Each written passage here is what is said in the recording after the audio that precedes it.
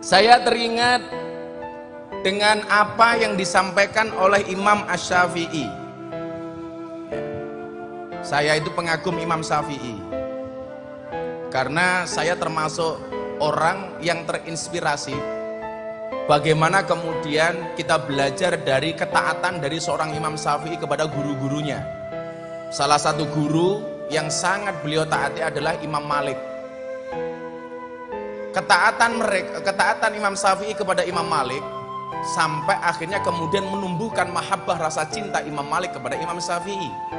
Sampai satu malam Imam Malik pernah bermimpi ketemu dengan Rasulullah Muhammad SAW, yang di dalam mimpinya Imam Malik ketemu dengan Rasulullah dan Rasulullah mengatakan kepada Imam Malik, "Wahai Imam Malik, baligh salami ila Syafi'i."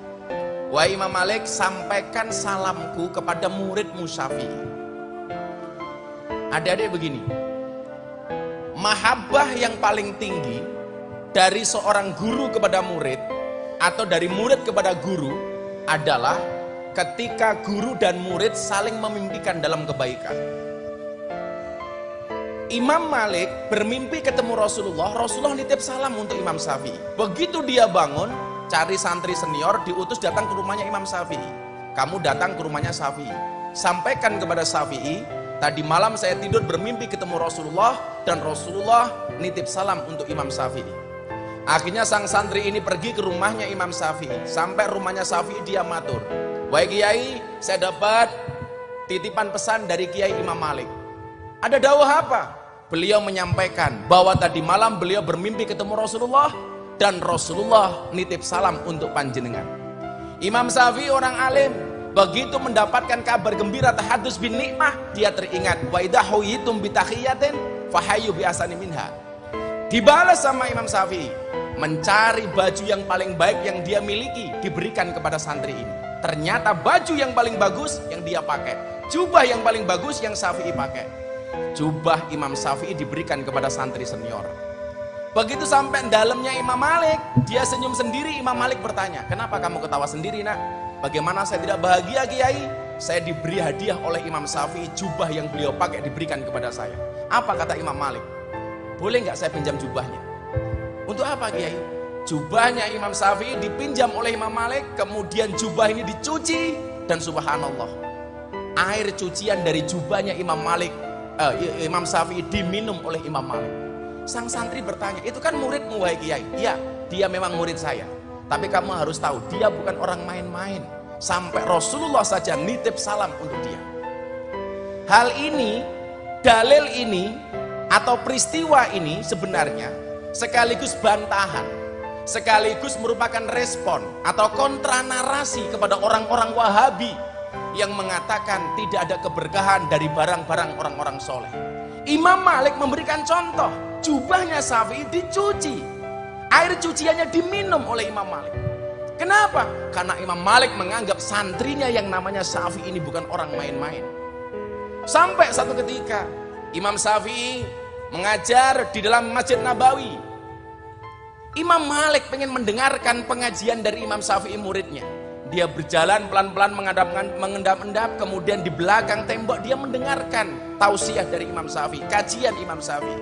Saat itu kemudian Imam Syafi'i mendengar kajian, Imam Malik mendengar kajian dari Imam Syafi'i. Beliau nulis satu kalimat di dalam tembok Masjid Nabawi. Apa tulisannya? "Man aroda ilmu nafis fa'alaihi bi Muhammad bin Idris." Barang siapa yang mengendaki ilmu-ilmu yang penting, hendaknya dia ngaji dengan Muhammad bin Idris Asy-Syafi'i. Begitu pengajian selesai, beliau pulang. Imam Syafi'i keluar, melihat tulisan kiainya di tembok Nabawi, beliau tidak pangling. Tulisan yang dimaksud, "Man aroda ilmu nafis fa'alaihi bi Muhammad bin Idris." Kemudian apa? Imam Syafi'i menuliskan kalimat di bawah khot kiainya. Apa tulisannya? "Wa kaifa yakunu dzalik wa ana tilmidu Malik." Bagaimana saya bisa menjadi seperti ini? Wong saya ini adalah muridnya Imam Malik. Maka anak-anak segini, kalau ilmu yang kamu dapatkan dari Al-Amanah pengen berkah, satu hal yang harus kamu catat, jangan pernah kurangi hormatmu, taatmu kepada kiaimu, kepada guru-gurumu. Wallah, saya dulu 6 tahun di pondok, nggak pernah diajarkan apapun oleh kiai saya. Jadi kalau hari ini orang bilang Miftah nggak ngalim, dari awal saya bilang saya nggak pernah bilang ngalim.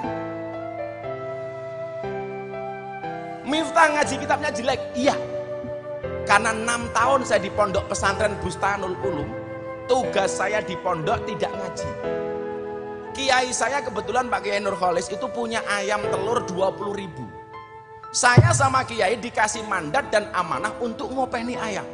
Jadi pagi yang lain masuk sekolah sanawiyah aliyah, saya ke kandang makani ayam. Siang yang lain istirahat, saya ke kandang ngasih makan ayam. Sore yang lain ngaji kitab, saya di kandang ngambil telur ayam atau nimpal telek ayam. Makanya dulu Gus Nur pernah mengatakan dasar Miftah Gus telek. Saya bilang saya lebih suka jadi telek daripada jadi roti. Kenapa? Karena telek bisa jadi pupuk, roti dipangan jadi telek.